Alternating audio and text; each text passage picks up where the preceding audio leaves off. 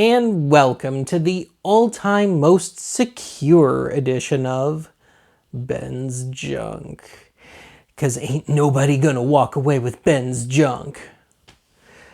So anyway, every now and then I see an item on Fleabay that just seems so utterly daffy that if the price is right at least, I have to pick it up just to take a look at it, in person. And I found one not too terribly long ago called the Videolok.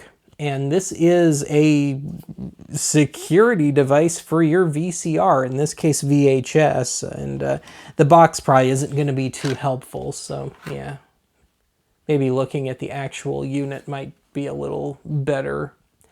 So anyway, yeah, what we're dealing with here is basically an incomplete dummy cassette, no tape, no top flap, that just pops into your VCR, and you got a little key here, and for that matter, I've got the key stashed away in the battery compartment. Keys. And it's a good thing they gave us two, because one key does not fit quite right. So at least there's one good one. But anyway, I was starting to say the word battery. Yeah, this thing's got an alarm built into it. So yeah, you need a 9-volt battery for that. And I just hate this type of 9-volt connector, these real cheap non-solid ones. I guess I'll just write a letter, send my complaint off to the year 1984 about that. But anyway, speaking of 1984, that seems to be when this was introduced. And this is also kind of unique in that this is actually a British product. Obviously, some got exported to the US. But yeah, this seems to be one of those relatively rare video accessories that's a UK thing, first and foremost. Having said that, I've seen no evidence of there being, say, a V2000 edition of this. But anyway, yeah, here's our main item. Now, I wanted to take this apart and, take a good poke around, but there are no screws in this, as it turns out. If I can make my camera kind of half focus down there. No rivets either. It looks like this thing was melted together in the manufacturing process. It's really strange. So in other words, if I take this apart, I will truly never get it back together again. And I just don't wish to buy another one of these. I'll get back to that subject in just a moment here. But anyway, this is, I was mentioning a product that just seems so utterly daffy that I have to pick it up. Well, in this case, yeah, I can see wanting to secure a VCR, certainly in the mid-'80s when they were still fairly expensive.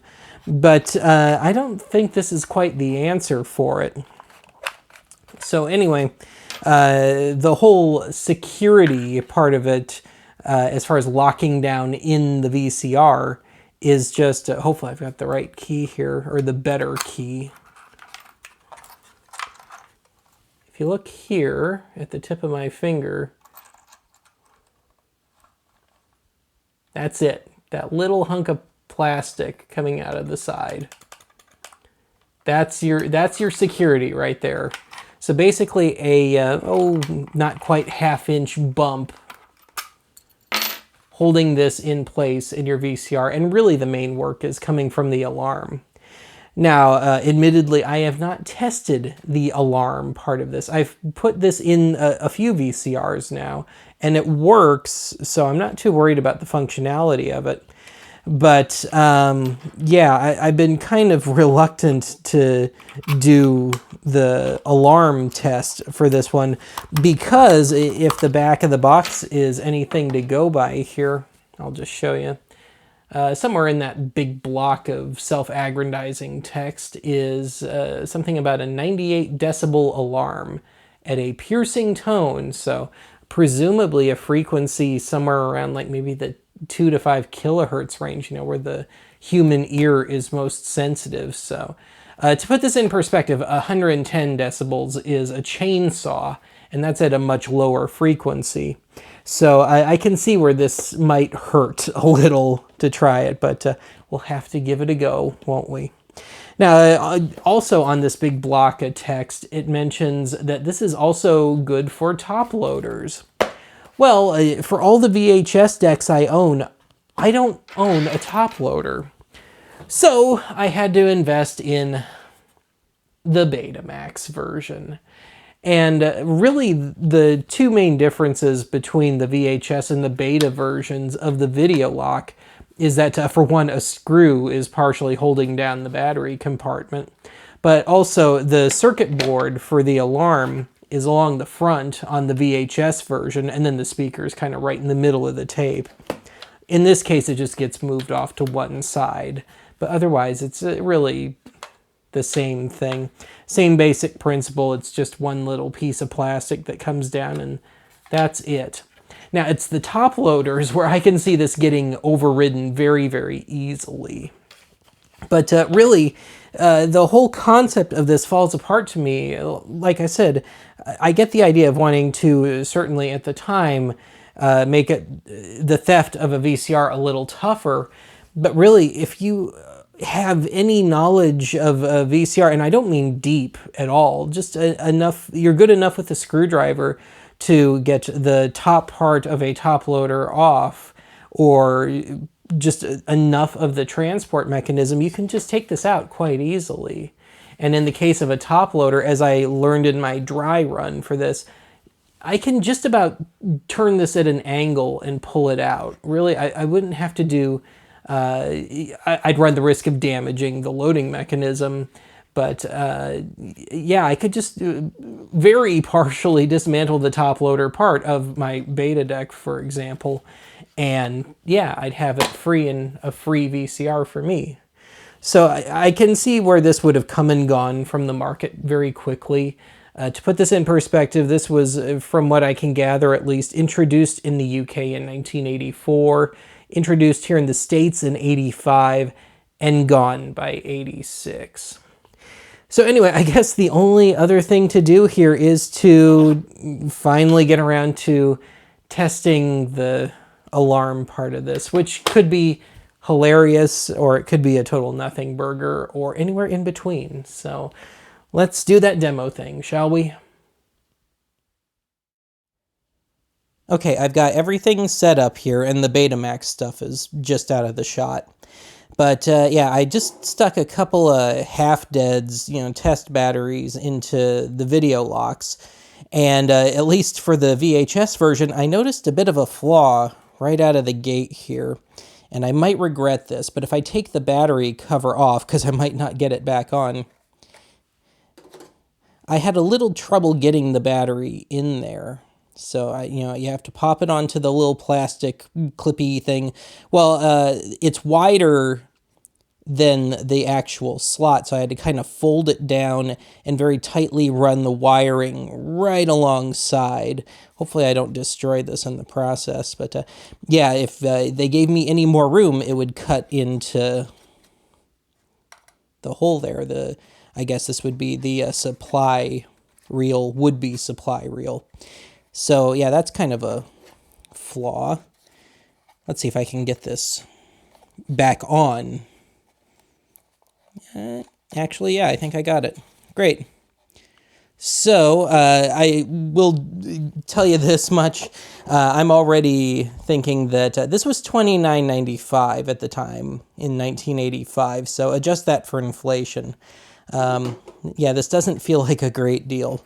And also, I mentioned earlier, one of the keys doesn't quite fit, so I put a little painter's tape on the good key so I know which one to use. And I'm also wearing just some headphones, big monitor headphones, just as a bit of noise canceling, or at least I can pop them on from around my neck at the moment, because I really don't know how loud this is going to be. But I'm going to try and at least test this to make sure the battery works without headphones. So yeah, I should be able to press this button and have this little light come on. Okay, so we're engaged. And yeah, no noise. Battery's good. All right. Well, I guess that means there's only one thing left to do, and that's pop this sucker in. Now, I should note that this is just a cheapy VCR that I use to clean moldy tapes when I need to. And yes, I cleaned it out after the last moldy tape session. So, yeah, I can be a little more loose in how I test at least this particular unit. But anyway, let's go ahead and pop this in. And this thing always sounds a little grumpy. Let's see here. Yep. Still engaged. So let's try the obvious test. Let's hit eject. And this thing has a very slow eject.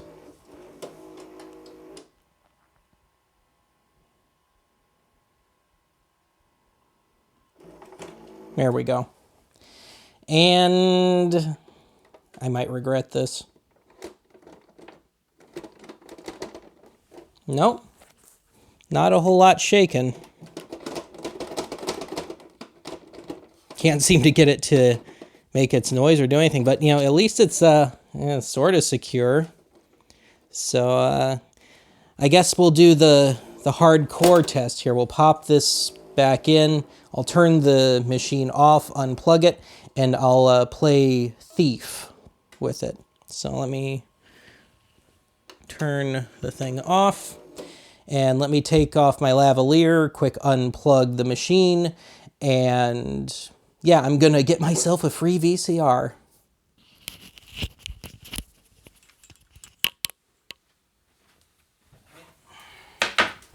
Okay, here I am, Mr. Criminal Man. I got me a free VCR and I'm running all around and up and down and plopping it down and not setting the alarm off, though. That kind of sucks. I'm a crappy, really crappy criminal. Okay, well, if nothing else, I suppose I should try and plug this thing back in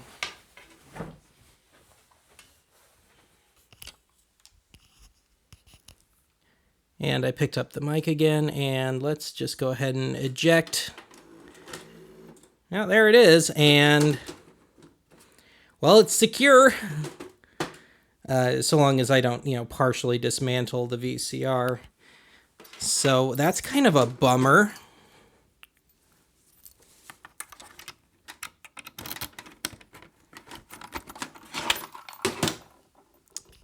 That is a bummer. All right, well, I guess let's try the beta version, see how that goes. Okay, just in the name of due diligence here, I've put a brand new fresh battery into the VHS version. Do this just quickly here before we move on to the beta. Engaged. And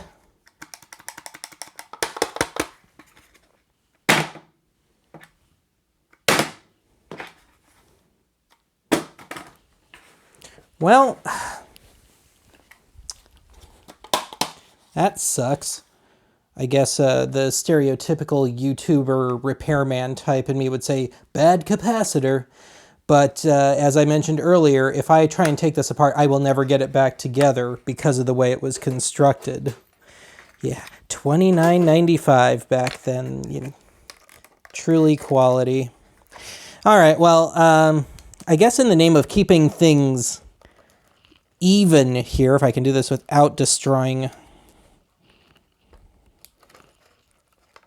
this, which may or may not happen, I'll try and pop this new battery into the beta version of the Videolok, which, to its credit, is like in a remote control, which is a little more how I prefer to see something like this. So we'll take that test battery out. We'll put our new fresh one in. Make sure I've got the polarity right here. There we go. All right. And I should note before I test this, I got a lot of notes today.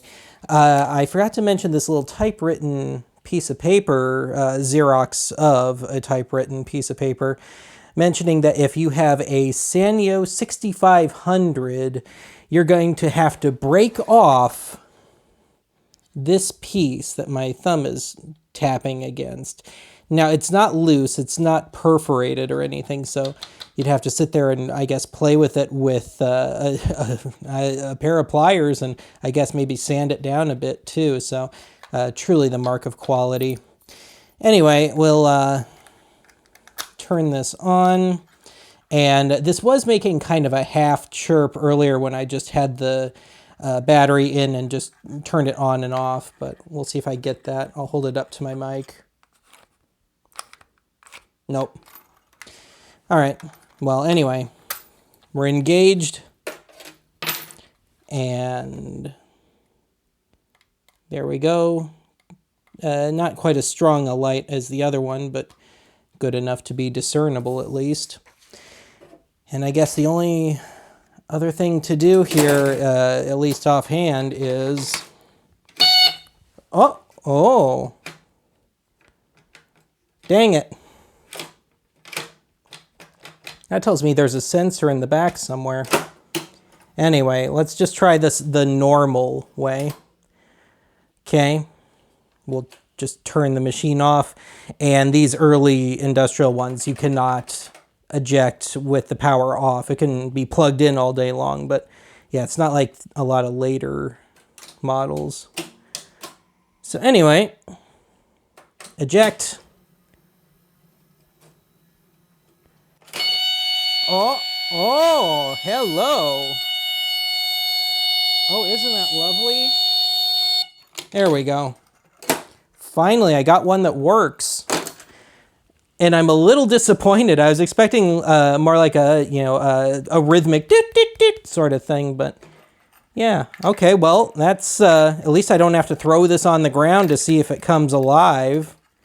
So it's just a shame I can't get this other one to work. But it seems like the power of the top loader of it popping up was enough to jostle this sucker into working. And of course, I don't own a top-loading VHS. But yeah, that's just really, really disappointing. All right, I'll just quickly try and put this one back together. See if I can at least emulate the kind of upward force. Oh, I left this on from last time. Great. All right, because I'm paying attention. All right, let's see what happens if I...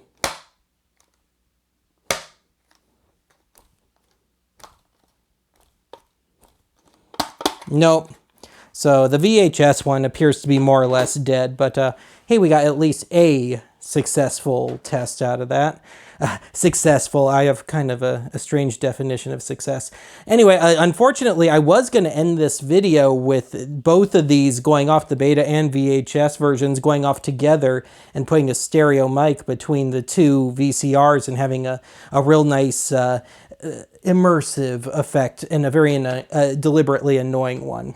But unfortunately, that's not going to happen today. But anyway, at least you got to see one of these things operate successfully.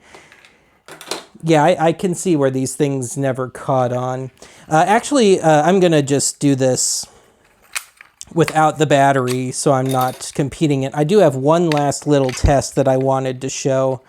I mentioned earlier that I could almost get this out of the top loader.